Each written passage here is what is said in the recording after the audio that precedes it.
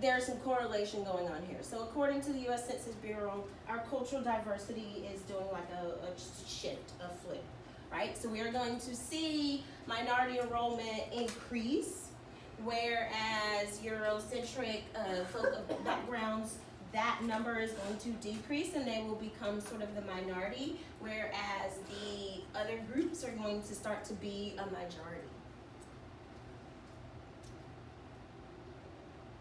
That makes us as teachers, educators, principals, cafeteria workers, bus drivers, anybody who has a hand in that pot, have to think about like our own personal biases, right? So cultural biases is a process where we tend to judge other phenomena based on our own cultural preferences. So when you look at your wheel and you think about the students who are sitting in your classroom right now, I heard some really good conversation going on here where we were talking about like, these are the values that I have. But then think about some of our students.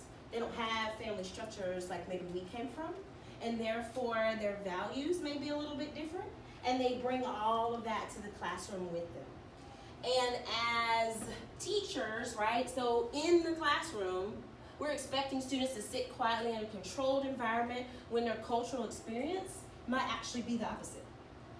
Like they may never have to be quiet at home. They may not have to be quiet at church if they go, or at the synagogue, or wherever they go, right? And then using curricular materials that are exclusionary. By exclusionary, they don't see themselves in the material.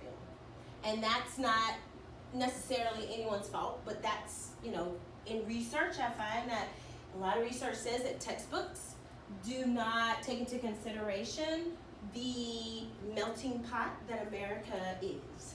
So kids, particularly minority males, will never see a main character that looks like them or has their experience. Then socially, their personal hygiene habits are different.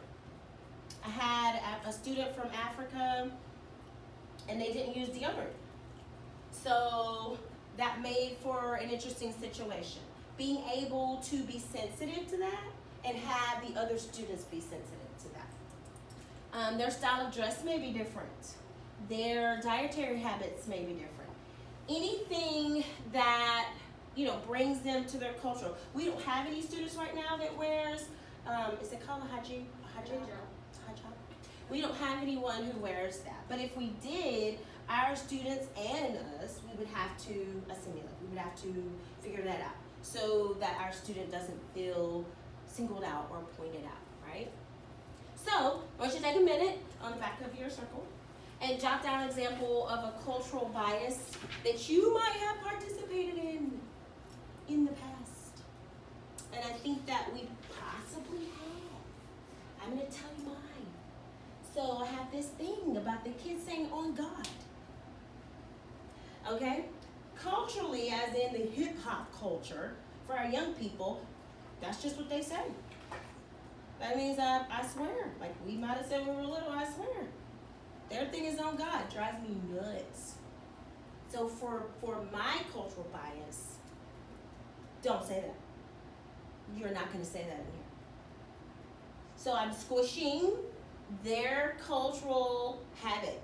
Not saying it's good or bad, but for me, I'm now pushing my cultural preference onto them. So that's where I've participated. I'm sure there are other places where I have, but think about that. Where have we pushed our cultural biases off on our students? And the easiest way... Excuse me for this announcement. At this time, I need the boys lacrosse team and their managers to be dismissed. The boys lacrosse team and the managers to be dismissed at this time. Thank you. I think one easy way to kind of figure it out if you're stuck is to think about telling a kid to cease and desist doing something that may be a part of who they are.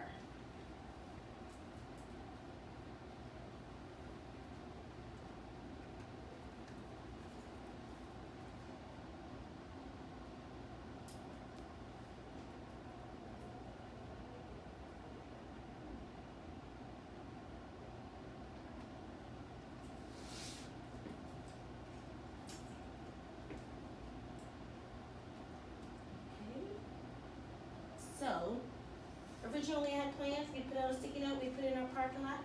But for time's sake, we won't have to be able to do that. But I did think it was interesting for us to look at these local numbers. And these are numbers that you can find all up and down and through the internet. So for New Hanover County schools, we have 42 schools. We really have 43, but one of them, I think they don't count as a separate entity because like Gregory's Middle School is considered a part of it. So we have about 26,164 students, and our 740 students that are supposed to be here is a part of that 26,164. 61% of all the students in New Hanover County are white students, and then 17.6 is what we have at Williston Middle. 19% of all of this 26,000 plus are African American, and we have 45.5%. Does that strike anybody? So again, the article that is out there is talking about like when our school board decided to go to neighborhood schools. And what they did was sort of create a modern day segregation situation. 14% are Hispanic or Latinx students, and 31.4%. Again, see the disproportion. 4% are 2 or more. We have 4.6. 1.8 are Pacific Islander or Asian students. We have 0.8. 0.3 Native American or Alaskan Native. 0.1. And then 0.1 Native Hawaiian or other. We don't have any of those students who identify like that. And 6.3 are English language learners, and we have 5.7 that are English language learners. So then, more local numbers. 44% of the students of that 26,000 plus are eligible for free and reduced lunch, whereas we have a 97%. Minority enrollment is at 39%, but for our school is 82%. Then 48% are female students, 43 are female, 52 are male, 57 are male students. And then consider that 45.5% are African American, so a lot of our students, male students, are African American males who tend to consistently perform lower than any other group on their reading assessments, and also tend to be the high number who are getting most of those referrals. 91.9% are full-time. We have full-time teachers with 3 or more years of experience, and our number is pretty good. So when it comes to that article where it says that at low-performing schools you put all of the new teachers there, that's not necessarily the case for us. We tend to have experienced people, so to speak, at our school. Bring up those numbers because most of our teachers don't live in the neighborhood. And in that family community engagement piece of it, you have to know the community that you live with, that you work with, right? So if we don't know this community, their culture, their habits, we're not going to understand their beliefs and things that they bring to school, hence the high number of referrals that we have. Because we have not learned their culture, we don't necessarily understand their culture, right? I grew up about 11 blocks that way away from here, so I wouldn't even still say that I know this community. But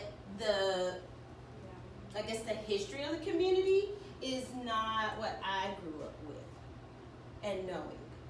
So even as an African American female, I don't necessarily identify with our African American students. I didn't have some of their experiences. I didn't have to worry about like where dinner was coming from at night, even though my mom was a single mom. She worked shift work. Sometimes me and my sister were at home from midnight to the time we got to go to school, and mom got home at 8:30 or whatever. But we didn't have to worry about like food. We didn't have to worry about like what are we gonna wear. We didn't have to worry about like our laundry and stuff like that. So I didn't have those issues. Okay? So for time's sake, just wanted to point out, statistically, when you have like high minority schools, statistically looking at this, so in this county, for every 10 white students, there is 1 white teacher. For every 52 black students, there's one black teacher. For every 102 Hispanic students, there's one Hispanic teacher. So there's not a lot of diversity as far as hiring of teachers in this county, and that might not be the county's fault. Mr. Madden and I had a conversation about that. There's not necessarily anything to draw certain people to this area. Like I grew up here, and I probably, I go to the beach sometimes. Like that ain't my thing. Moving away from here would not be a big deal because that's not my thing. So trying to attract people back to this space, certain people back to this space might not be like a thing. But it is important, I think, to bring in some people that the minority students can look at and maybe identify to, aspire to. Ms. Tovar, you're like the unicorn. You're like the gem. Because even if they don't want to be a teacher, at least they look and they say, oh, somebody is in a professional thing and maybe I can identify with that person. And I wish we could explore that like a little bit more, but understanding our students through their culture. So the little Venn diagram, we have to consider like all of these things when we're trying to figure out our students' epistemological thoughts, right? And their framework, the way that they see things in their reality. We have to consider school. What does that look like? What does that mean? It means everything to us because we work here, we're learners. We like learning. Clearly we like school because we're school teachers. They may not. This might not be important to them. It might not be important to their parents. Or it may. Their parents, maybe they have one, maybe they have two, maybe they have two same-sex parents, maybe they have a parent who is going through a gender change, maybe they have grandparents, maybe they have foster parents, maybe they have adopted parents. We have to think about that. Maybe their parents are highly educated or not educated. Neighborhoods, where do they live? Do they know their neighbors? That's interesting. We did an activity. My students didn't know their neighbors. Didn't care to know their neighbors. Friends and peers, what are those influences? And then their media and music, which is a huge influence, right? So we have an uptick in profanity. Well, the music is laced with it. So it's becoming their common language. We're going to have to get out of our cultural norm.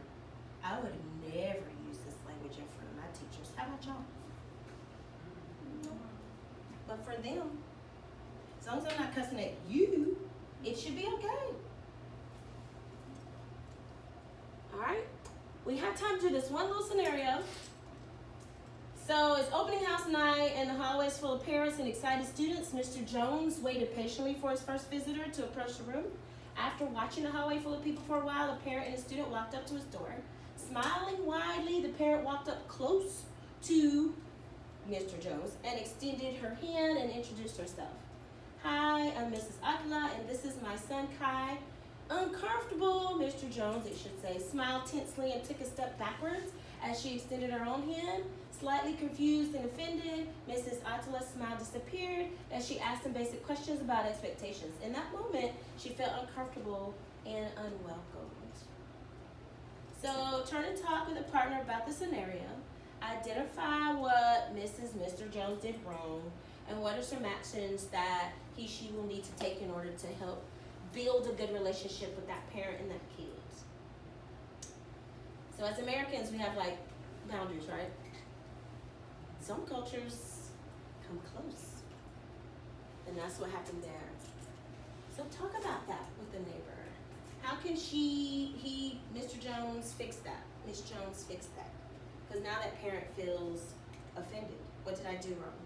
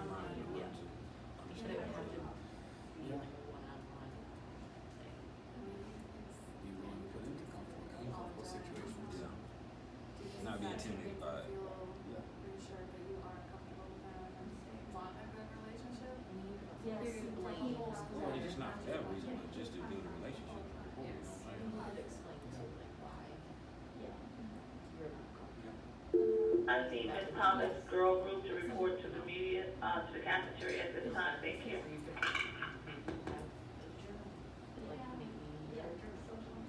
Okay, take about 30 seconds. Who wants to share? Volunteers, so I don't have to volunteer.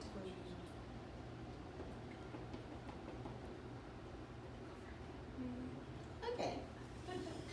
We said that Mr. Jones would have to have some major self-reflection to realize what he did, and whether he realized it in that moment, if he was able to realize that in that moment, he could then say to that parent, I'm so sorry, I'm awkward, I like my space, and kind of explain, or on the side, call that parent and explain a little bit more in depth that it's more about them, maybe they have, they're germaphobe, maybe they have social anxiety, maybe they don't like close connections with people like that, and then Mr. Jones would have to make sure he stayed in good contact with that parent throughout the rest of the year to let that parent know he's not judging them based on that one time. So. Good. Any other thoughts? Want to add anything? Okay. Ms. Steele said something like super important, because at the end of the day, it's about relationships, right? So as we learn these parents' cultures and ideologies, in Mr. Jones's defense, wasn't real comfortable with and wasn't sure and didn't know. But also in Ms. Atala's offense, she didn't know. She just did what was culturally correct for her, which is stand close. So as she learns the ins and outs, she will then probably later, because this is a teachable moment for both of them, to share, okay, in this culture, we keep X amount of distance and have conversations. Or Mr. Jones may accommodate Ms. Atala every time they have a conversation and be close. Learn how to get used to that. So for time's sake, we're gonna wrap it up. Because of time, what we would have done is we would have thought about ways that we can develop some ways to be culturally responsive here at Williston, by building trust, creating a relationship with our students and parents, and operating outside, and what that would look like. So be thinking about that for our next PD when we're gonna get together. Any questions, any final thoughts?